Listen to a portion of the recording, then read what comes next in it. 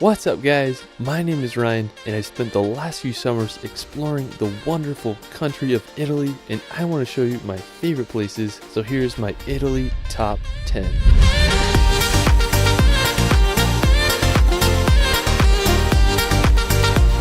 Italy has to be one of my all-time favorite countries. It's home to some of the world's most fascinating history, stunning towns, and pure Mediterranean vibes. From the jagged peaks of the Dolomites to the jaw-dropping coast of Sardinia, Italy has it all. Let's start this video off at the incredible Amalfi Coast. I have to say this is one of the most beautiful places, not just in Italy, but all of Europe. The Amalfi Coast is located in southern Italy, about a 3-hour drive from Rome. It's just hard to believe this place exists. Now, one of the most well-known towns on the Amalfi Coast is Positano. When you see this place in real life, you won't believe it. It's hard to beat the backdrop of the mountains filled with colorful villas against the Mediterranean Sea filled with boats and yachts. If you can handle the skinny roads, I definitely recommend just driving along the whole entire coastline and seeing all the beautiful towns. One notable place on the coast is the city of Atrani. It's one of the best preserved medieval towns on the Amalfi Coast. If you want a more adventurous activity, you can take a hike on the Path of the Gods. Special thanks to my friend Logan Armstrong for helping me out with footage. He has an awesome vlog of the Amalfi Coast that I'll link in the description below.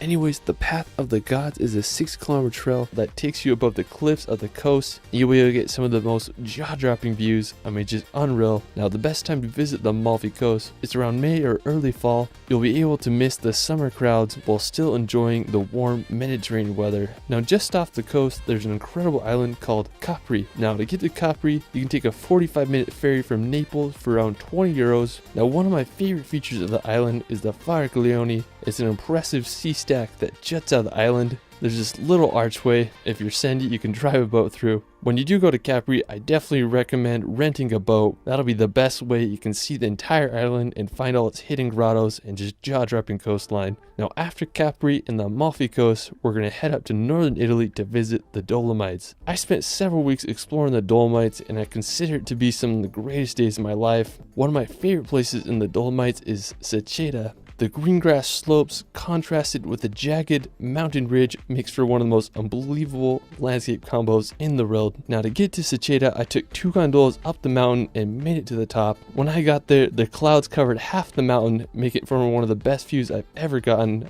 Places like this just really spark your imagination and make you feel like a kid again. I hope everyone can witness the power of Sicily at least once in a life. Now, another magical place nearby is Alpe Uffizi. It's home to the largest high alpine meadow in Europe. The backdrop of the Sassolungo mountain with the farm huts creates a scene straight out of a dream. Another must-visit place in the Dolomites is Trecime di Lavaredo. Now, I love this place so much. I spent 4 days exploring the area. There's just so much to see here. The Dolomites will have a special place in my heart, and I hope you all can visit them one day. Now, after hiking the Dolomites, we're going to head over to Lake Como. Now, located at the base of the Alps, Lake Como is a sight to see. The lake is shaped like an upside-down letter Y, and it's known for its picturesque scenery and luxury villas. Lake Como has been named one of the world's most beautiful lakes, and I totally understand why. Now, when you're there, you can walk the streets of Bellagio or take a ferry to the other lakeside villages. Celebrities such as George Clooney have villas here. Hey, if I had the money,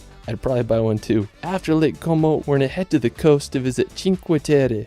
Now, Cinque Terre is made up of 5 seaside villages that date back to medieval times. The small fishing villages have lined the coast for thousands of years. During the Middle Ages, the villages started to be attacked from pirates, so fortifying walls were built to protect them from any future raids. Now, the small town of Vernazza is one of my favorites. It has the only natural port of Cinque Terre and remains one of the truest fishing villages on the Italian Riviera. I just can't get over these colorful houses and beauty of these cities. It's just hard to beat the charm of these Italian villages. After Cinque Terre, we're going to head to the second largest island in the Mediterranean, Sardinia. With some of Europe's best coastline, pristine beaches, and the clearest water I've ever seen, Sardinia is the place you gotta go. Now, one of the most impressive spots on Sardinia is the Baune coast. It's 40 kilometers of coastline that's made up of massive limestone cliffs and secluded beaches. Now, special thanks to my friend the Drone Book for helping out with footage. He has one of the best videos on Sardinia, and I'll link it in the description below. There's so many great places in it. Now, the Baune coast isn't the easiest place to reach. Most places require a hike or a boat ride, so if you do go, I definitely recommend renting a boat so you can see all the coast. Now one of my favorite places is Cala Gorovice. It has this insane rock formation coupled with crystal clear water. I mean, I would just do anything, be cruising on a boat there right now. I mean, it's just a freaking paradise there. Now after Sardinia, we're going to head back to the mainland to visit Italy's capital of Rome. Now, Rome may be one of the most famous and iconic capitals in the world. Its history spans over 28 centuries, with its founding taking place in 753 BC. Ancient Rome's architecture stands today and draws millions of tourists each year. One of the most well-known structures of the capital is the Colosseum. It's this oval-shaped amphitheater that was completed in 80 AD. It was the largest amphitheater built and could hold anywhere from 50 to 80,000 spectators. You can just marvel its structure from the outside or take a guided tour to witness the interior. One of my favorite attractions is the Trevi Fountain. It's a Baroque-styled fountain that was built in 1762. I mean, there's just so much to see in Rome. I hope you can all visit it one day. After Rome, we're going to head south to visit the region of Puglia. Now located on the boot hill of Italy, Puglia is a region famous for its whitewashed towns and magnificent coastline. One of my favorite places in Puglia is Pugliano a Mare. It's a stunning town right on the Adriatic coast. What I love about it is how the city is built right on the sea cliffs. I mean, they're just on there so perfectly that it looks like they're gonna fall off. There's some restaurants built into the caves on the sea cliffs. I mean, it's just such a cool spot. One of the most famous places in the city is Cala Porto. It's probably the most recognized place in all of Puglia. It's a stunning beach that's surrounded by cliffs, coupled with crystal clear Mediterranean water. I mean, just pure paradise there.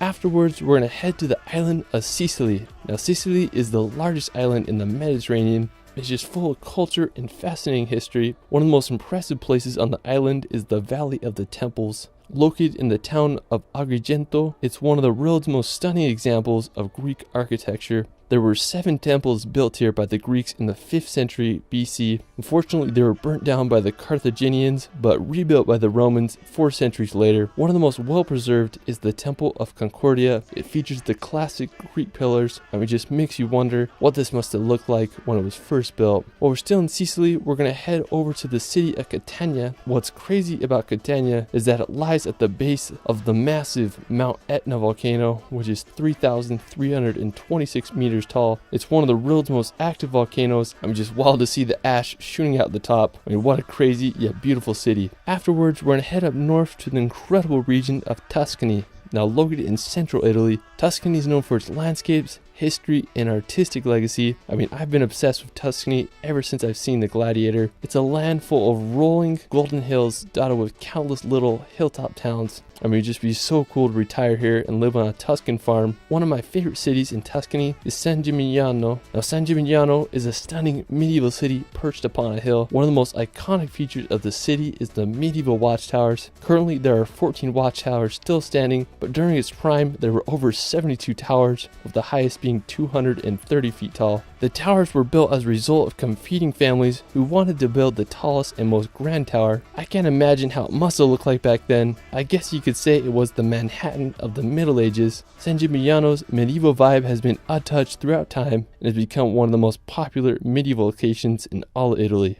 After San Gimignano, we're going to head to the capital of Tuscany to visit the iconic city of Florence. I have to say that Florence is my favorite city in all Italy. It's considered to be the birthplace of the Renaissance. One of the most impressive buildings is the Florence Cathedral. When you look at it, you just can't believe how big it is. It was completed in 1436, and it just amazes me that they were able to engineer such a big dome back then. The Ponte Vecchio Bridge is another historic site as it crosses the Arno River. I mean, I just can't say enough good things about Florence. It's such an incredible city. Well, that is it for my Italy top 10. I mean, there's just so many places in Italy. I could do a top 100 list. Hopefully, I can spend some time there this summer, so be expecting a part 2. Let me know where your favorite place in Italy is in the comments below. I also start a relaxation channel where I post hour-long films with calming music to bring some peace and nature in your life. I just posted a relaxation film on Italy, and it's one of my favorites. You can find me on TikTok and Instagram at shirley.films. It's Ryan, and we will see you later.